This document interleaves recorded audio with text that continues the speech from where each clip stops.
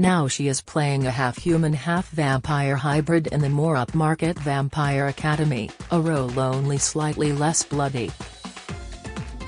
"We have 3 types of vampires," Jennifer tells me. "The classic bloodsuckers, who are benevolent, then the bad, undead ones, and those like my character who are half-human and half-vampire who are guardians, protecting the good ones from the bad. In some ways it's more glamorous than Poplar in the 1960s, she adds, her blue eyes twinkling. "And there are more costume changes than Call the Midwife, but my character isn't very glamorous. She's a fighter, so she doesn't get all the glitz." Milton Keynes-born Jennifer, 34, Jen to her friends, plays two-fisted Alberta Casey who has agility and speed and is very good at fighting. Does she have a love interest? No, she laughs, she's up for grabs. Yet for all the vampiric violence, Kirby suffered more pain in her first Royal Shakespeare Company stage production at Stratford-upon-Avon, 8 years ago. "The first night the adrenaline was running high and I fell over and smacked my face on the edge of the stage," she recalls. "I thought I'd broken my cheekbone, it was such a bang. And in my very last performance, I broke my foot. So, I literally topped and tailed it." Nobody ever expected Jennifer Kirby to become an actress, let alone a TV star, least of all her parents. "My mother was a teacher, and my father was a businessman," she says. "I grew up in a little village outside of Great Malvern and came to acting quite late when I was 15. I was a very shy kid, so acting wasn't a natural thing for me. The change happened by chance. I'd chosen to do GCSE music but I was rubbish at it, so my only option was to do drama. I gave it a go and I was hooked. I felt a rush from my first lesson, my shyness just vanished." Her parents were surprised but supportive. "Although it took some persuading for people to believe I could make a career of it." What was she like back then? A bit of a nerd, she admits. "I was quite good, I had no teenage rebel phase. I enjoyed my own company.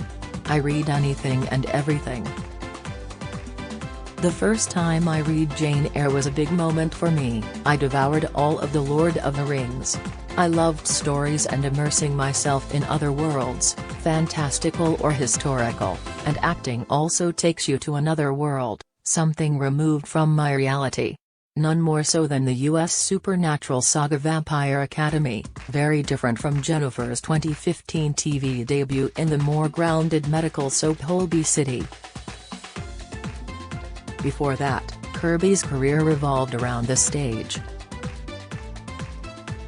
She did a lot of plays at the University of East Anglia, where she read English literature and drama, graduating in 2010, and spent 2 years at Lambda. A casting director caught her on stage and convinced her to audition, and consequently win, the part of Elizabeth Bennet in Pride and Prejudice. The role, at Regent's Park Open Air Theatre, saw her nominated for Outstanding Newcomer at the Evening Standard Theatre Awards. "I'm proudest of that part," she says. "You can't get more iconic than Elizabeth Bennet." Persuaded to audition for the RSC, she landed plum gigs as Lady Percy in Henry IV Part 1 and 2 and Catherine in Henry V. "I was living a dream with the RSC. I had great parts and I got to work with Anthony Sher, Prince Hal and Henry IV, who had long been a hero of mine. It was also where the wry articular star met her other half, actor Robert Gilbert, last seen on Devious Killing Eve." Other strong stage roles followed, including Sylvia in The Recruiting Officer at Salisbury Playhouse and her mesmerizing performance as Josie, a gun-toting teddy girl in Teddy, a critically acclaimed 2015 play set around South London's Elephant and Castle in the 1950s, at Southwark Playhouse. "It was such fun," she says. "One of the reasons I got the call the midwife part was that a casting director saw me in that. Everything is linked." Jennifer was in New York, touring with the RSC, when she sent in her audition tapes, not expecting to get the part. She then spent 4 joyful years as ex-Army nurse Valerie Dyer in the top-rated BBC drama, before leaving in 2020, and praises the show's bold, often heart-rending storylines, which have included female genital mutilation and the thalidomide scandal. "People who don't watch it think it's cozy and twee, but it deals with hard-hitting issues in a sensitive way, and I'm very proud of that. You also get weed on by babies. It's messier than you think, and the birth scenes sometimes take over a full day to shoot for a couple of minutes of TV. I don't think I've ever had such sore knees. You have to angle your body in strange ways, but we had a lot of laughs, especially in scenes around the dinner table for hours. You get the giggles and you start to go slightly mad." Besotted midwife fans do not chase her down streets though, not near her London home at any rate. "I've been pretty lucky, I don't really get recognized.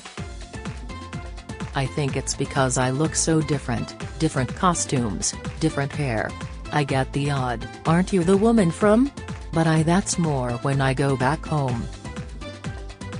In London, people are milling around, doing their own thing, and maybe they're more used to seeing people off the telly.